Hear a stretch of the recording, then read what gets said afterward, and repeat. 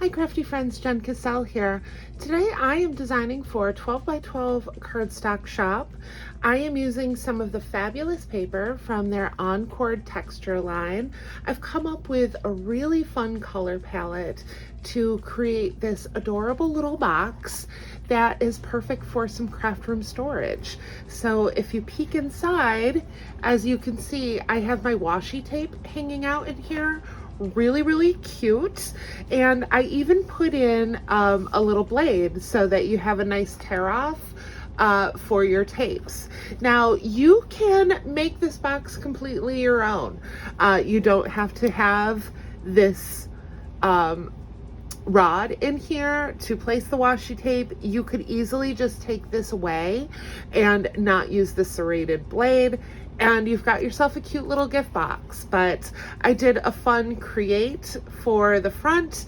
The box has a bunch of little tiny bow details that I've made into a larger bow for you as well. Really cute. This box measures 2 inches square by 5 across, so it's 2 in width, 2 in height. You could easily size this up though. I think it would be really cute to store some ribbon as well. I have included a free SVG file for you to use, so if you're interested in how I did this, stay tuned. All right, so I have created this really fun color palette. Although this one isn't in my swatch book, it is Pink Azalea. This is all the Encore Textured line from 12 by 12. I've also chosen this lighter pink, Princess Pink, Lemon Twist, Turquoise Necklace, Blue Topaz, and Lapis. Super fun color palette. I really like how this turned out. I've cut the base of my project in this Pink Azalea. I've also cut my layering pieces for the front out of the turquoise necklace. I have already glued them on to my base layer, just the front portion, because I did end up doing another layer for the interior. I'm not applying those quite yet though. The only one that I did not attach was this one right here. So it's going to cut out like this, and you actually have a choice. You could put it on this panel or this panel. So this panel is going to be the back of your box, and as I was thinking about putting this together, I wanted it to go on top. This is going to be the top of my box, and you're just going to be able to see these really cute bows a little easier. That's why I chose to do it slightly different than how the SVG file comes over. But you could do either of those panels. You could even do this one too, but this is the bottom of your box, so nobody's going to see it. In addition, I did end up cutting another of these panels in pink. I just ungrouped it and cut one of these panels. So I cut this because I wanted my bows to be a different color. So I'm actually going to layer it on like that so that I have the lighter pink bows instead of the darker pink bows. You could also, if you wanted to change the bows, once again, just ungroup this layer and you can use the individual bows. I was thinking about doing yellow ones right here.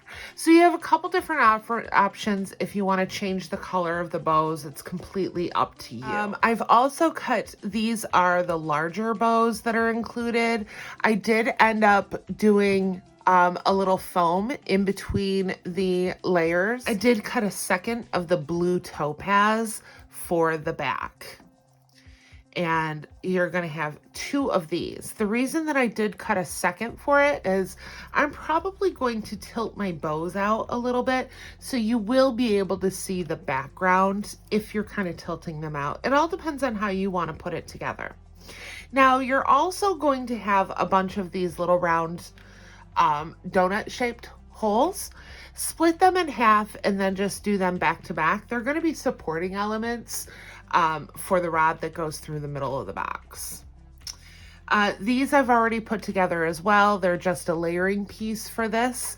I did cut, there's 4 of the Pink Azalea, 2 of the Princess Pink, I glued 2 of the pink azalea layers together just to make it a little more sturdy. I've cut the Create as well, and then I did use some foam in between those layers. Now, if you're using this box as a washi tape holder, you're also going to need a little straw for the center of it. So I've decided to cover, this is just your standard straw. Mine is a paper straw. You can get them just about anywhere. And then I did cover it with some washi tape. As you can see, there was a little bit of excess, but I just kind of shoved it in there because you're not going to see the ends. In fact, we're going to cut this down eventually. And for a little extra credit, completely not necessary, I wanted a blade of sort to be able to tear my washi on. You can buy these individually. I've seen them on Amazon. But what I did, I just used the one that's on my foil container. I finished up my foil and then I cut, or I tore this off. Please be careful. This is very sharp, obviously, and be careful when you're using it as well. These teeth will just tear through skin. So just be very careful with it.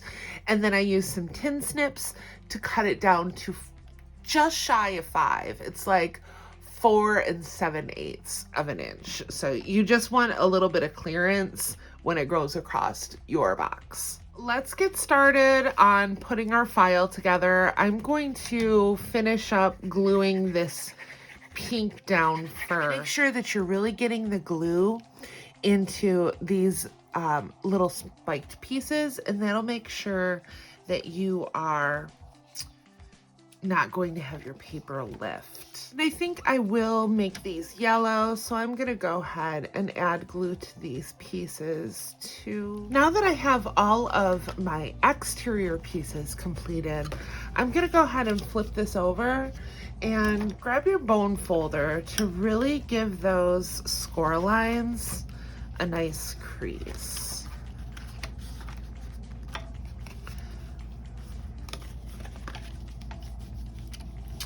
Make sure when you're in Design Space or whatever software program you're using, be sure to attach those score lines before cutting.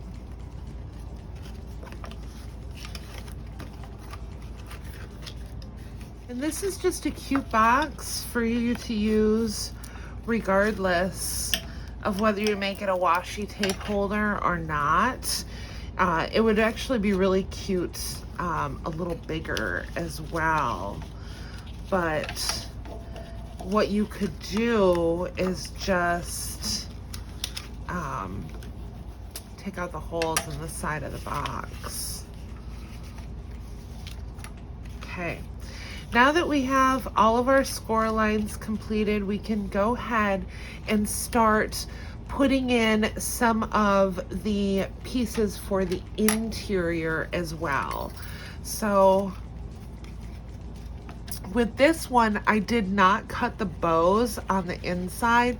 You can, you definitely can. It's just, you're not really gonna see it once you have the tape in there.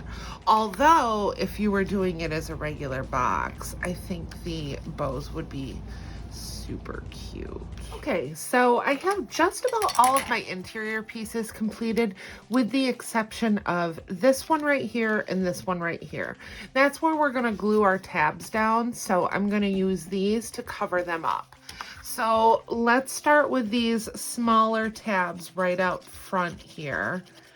And I know that my box looks a little different now. I ended up correcting the SVG file. Don't worry, you have the correct one, but I didn't want to recut my paper at this point. I'm using the good cardstock, you know? And then we can go ahead and glue these tabs next.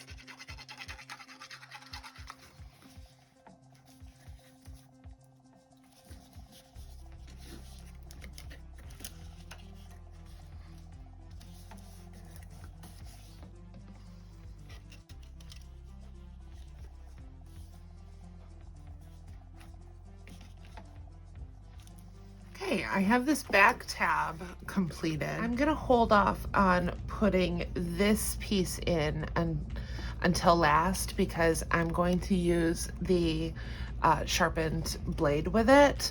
So I just don't want it to get in the way while I'm working. I would recommend you keeping that to last. So I'm gonna go ahead and for this part, I'm going to use a little hot glue for this. Just because we've put a lot of weight on this, and I think it would be good to have a little hot glue in the mix for this. And then you can add your next one to the opposite side. And these are just going to act like guides.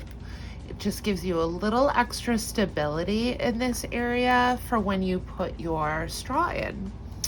And then I'm gonna grab one of these caps. There we go. Now I wanna go ahead and grab my straw, and I want a pencil for this as well. You can just go ahead and mark right on the end of these. Grab your scissors.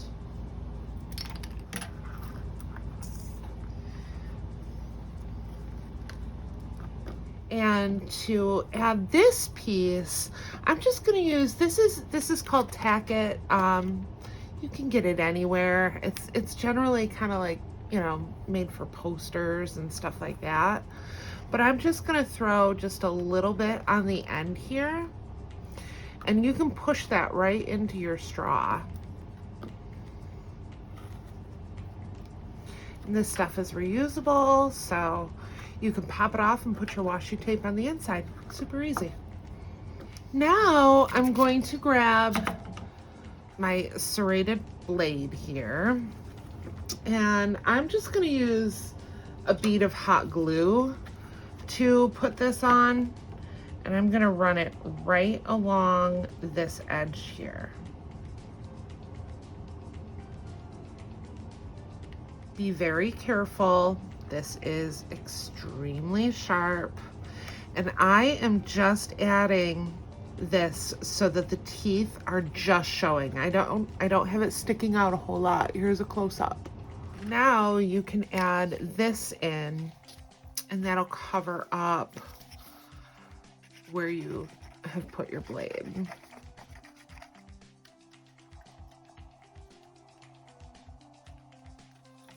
Use your bone folder to really press that in there. I'm just gonna put this like this so that I can decorate the front of my box a little bit. I am just going to grab this Create, and I think I want this kind of hanging off the edge a little bit. Yeah, I want it like this. So I'm gonna go ahead, I'm gonna use liquid glue for this. Just put it flat.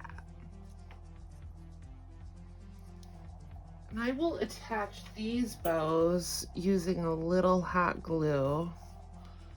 I'm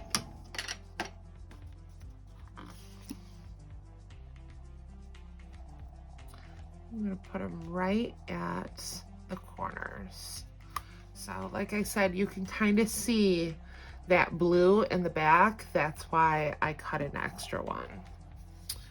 And I'll do the exact same thing with the second, just kind of angling that out. So cute. So cute. Easy, fun little project. Great for a little craft room storage. So cute. Here, let me grab some washi. Okay, so I added a little washi tape to it. So stinking cute. Let's kind of take her for a spin here, see if our little blade works, which it does. So cute. So cute. And, you know, this is a fun box to do whatever with. You don't have to have the washi tape in here. You could even make it a little larger and use it for ribbon storage. That would be a lot of fun. Or take these holes right out and you've got yourself a cute little gift box. So thank you so much for watching. Make sure to head on over to 12 by 12 Cardstock Shop and check out all of their amazing papers. This Encore line is my absolute favorite to cut with, whether it's Cricut die cutting machine like your Sizzix. It cuts so beautifully all of the details. So if you like this video, don't forget to give it a thumbs up and hit that subscribe button for more crafty content. I'll see you in the next crafty video. Bye.